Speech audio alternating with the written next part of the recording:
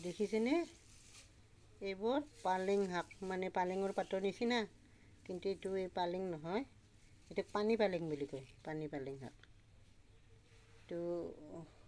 আলুৰ সৈতে ভাজি খালে বহুত সোৱাদ লাগে ভালো স্বাস্থ্যৰ পক্ষেও উপকাৰী এইটো মোৰ ডাঙৰ ল'ৰাৰ বন্ধুৱে দিছে কালি এইটো এতিয়া মই বাছি লৈ ভাজি খাম এইটো এইবিলাক ঠাৰিবিলাক দেখিছেনে এইবিলাক যদি ৰুই থওঁ